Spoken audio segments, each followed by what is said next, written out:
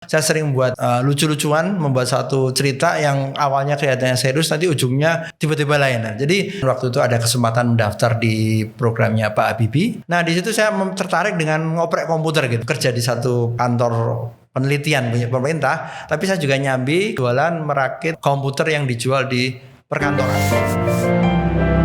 Jumpa lagi di Suhu Talk bersama saya, beliau Bapak Surahyo Sumarsono. Selamat datang Pak Surahyo. Ya, beliau ini akrab dipanggil Pak Yayo ya. Beliau ini seorang akademisi, praktisi di bidang teknologi informasi. Kalau bicara kepakarannya, beliau ini bisa dibilang sangat senior ya. Latar belakang pendidikannya juga sangat menarik karena beliau ini mengambil pendidikan rata-rata di luar negeri semua. Bukan rata-rata semuanya ya Pak ya.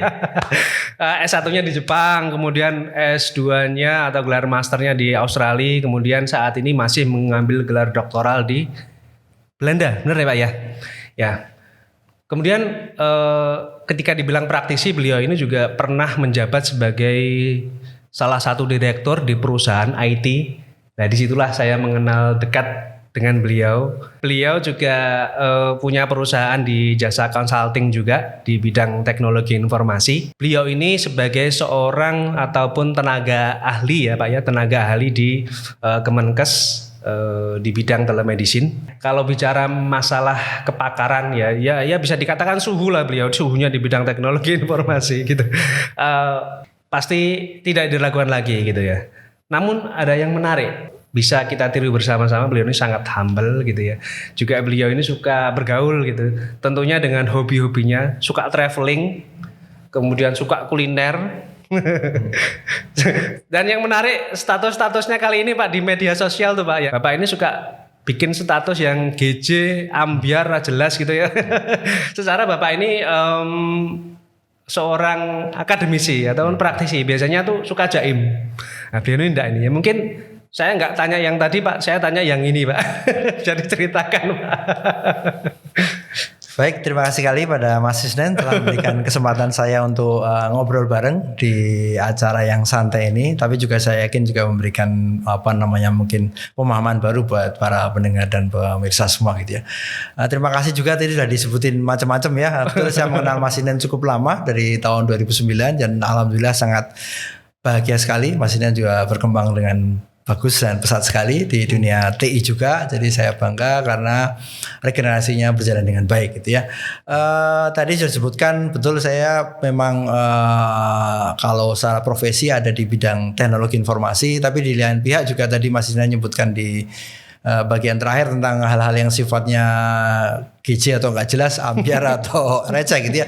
Itu sebenarnya ada sejarahnya Mas Dina. Jadi dulu kalau di sosial media atau di internet saya punya blog yang serius, saya punya akun di LinkedIn yang juga serius. Di Facebook di awal-awal juga saya mungkin membuat ya tentang artikel-artikel waktu zamannya masih menjabat direktur di satu perusahaan IT yang lama ya. Ya waktu saya mengenal Mas Isnen, itu saya banyak bikin artikel TI, kemudian dimuat di surat kabar dan lain. Tapi dalam perkembangannya di tahun 2014 pada waktu terjadi Pilpres itu kan suasana menjadi tidak nyaman. Saya mencoba membuat semacam keseimbangan, membuat semacam konten yang membuat orang lebih happy, lebih nikmat, lebih nyaman karena isinya orang saling menghujat, hate speech ya dan segala macam hal, sehingga disitulah lahir ide saya untuk membuat, awalnya saya buat namanya status atau konten-konten GJ atau nggak jelas gitu ya. Ada sejarahnya. Dan ternyata itu banyak peminatnya. Jadi ada banyak yang menjabri, Pak atau Mas kalau yang dengar dengan saya, tolong diperbanyak lagi konten seperti itu karena kami sudah merasa nggak nyaman dengan konten-konten yang sifatnya mungkin politik, agama dan lain-lain, sehingga saya mencoba membuat itu walaupun sepele sepertinya hanya guyonan, tapi di balik itu sebenarnya saya banyak menyisipkan pesan-pesan gitu ya. Salah satunya juga kalau sampai sekarang masih relevan adalah kalau di dunia internet orang jangan sampai terlalu gampang percaya pada satu berita atau konten. Disitulah saya sering buat lucu-lucuan, membuat satu cerita yang awalnya kelihatannya serius, nanti ujungnya tiba-tiba lain. Nah, jadi mencoba mengedukasi pada teman-teman di luar sana bahwa kalau membaca itu harus utuh dan dipahami dengan baik. Nah, akhir-akhir ini juga adanya pandemi di mana orang banyak merasakan mungkin kegalauan, ketidaknyamanan, kesedihan gitu ya. Dan kebetulan sekarang lagi ngetren almarhum Mas Didi Kempot ya dengan konsep sobat ambiar, saya buatlah status ambiar atau receh gitu. Tapi sekali lagi jangan dilihat hanya lucunya, di balik itu kadang-kadang ada pesan tertentu yang saya sisipkan Walaupun mungkin belum tentu semua orang paham ya, tapi nggak apa-apa, yang penting di situlah supaya keseimbangan. Nah, kemudian tentang tadi sebutkan fotografi, betul saya juga senang fotografi karena di sini mencapai keseimbangan juga di ibaratnya otak kanan dan kiri gitu ya. Kalau kita serius di bidang TI untuk mengajar, untuk pekerjaan sebagai praktisi, di sisi lain saya harus menyeimbangkan dengan hal yang sifatnya seni, yang art. Nah, disitulah fotografi saya jadikan sebagai pelampiasan untuk mempertajam rasa, kalau bahasa Jawa rasa saya, untuk memahami keindahan alam seperti apa dan segala macam, saya tuangkan dalam bentuk gambar yang melalui media kamera. Untungnya juga saya tadi sebutkan Mas Isnen senang traveling, kami sekeluarga sangat senang melakukan perjalanan karena di situ kami banyak belajar hal baru. Terutama saya kenapa senang traveling karena ingin mengajak anak-anak untuk memberikan pemahaman.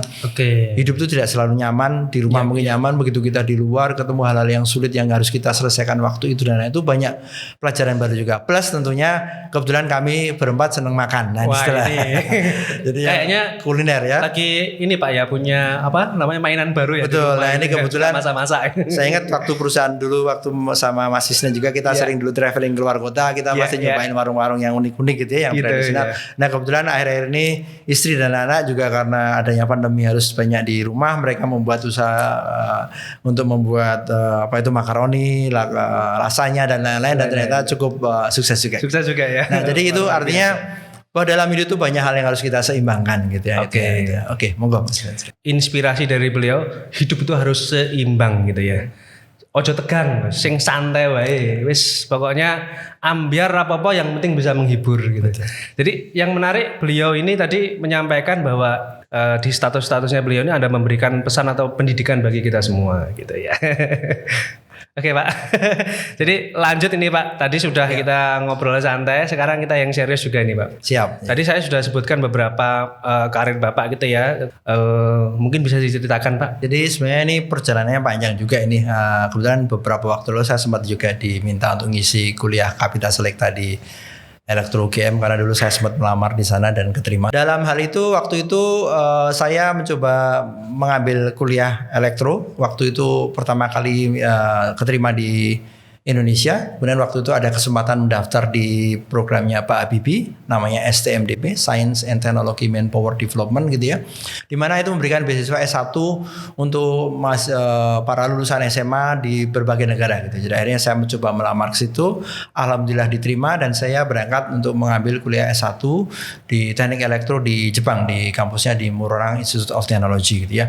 Nah, di sana awalnya seperti biasa belajar elektro, tapi dalam perkembangannya menarik karena di Jepang sendiri waktu itu kita tahu bahwa Jepang tuh unik dengan sistem yang spesifik juga gitu ya. Nah, dalam mendekati waktu saya lulus tahun ketiga keempat itu ada sistem operasi namanya DOSV gitu ya, dari IBM yang masuk ke Jepang. Jadi sebelumnya itu Jepang mempunyai sistem operasi untuk komputernya yang berbeda sekali. Dan saya jadi sangat tertarik dan konsep PC rakitan. Jadi waktu tahun 80-an saya kemudian kuliah di saya lulus SMA 87, kemudian mengikuti sempat kuliah sebentar di Indonesia, kemudian ikut pelatihan bahasa dan segala macam. Jadi resmi kuliah S1 di Jepang tahun 89 sampai 94 gitu ya untuk S1 saya. Nah, di situ saya tertarik dengan ngoprek komputer gitu ya. Jadi mungkin teman-teman kuliah yang di Indonesia juga pada waktu senang komputer rakitan, di Jepang tidak umum karena mereka kan semuanya PC adalah branded, mungkin pernah dengan nama-nama besar Fujitsu, Epson dan lain-lain. Nah, di lab saya kemudian saya diberi kewenangan profesor saya untuk ngoprek apapun. Jadi saya senang ngoprek komputer, saya senang belajar sistem operasi, saya mulai belajar tentang jaringan pakai Unix waktu itu dan lain-lain.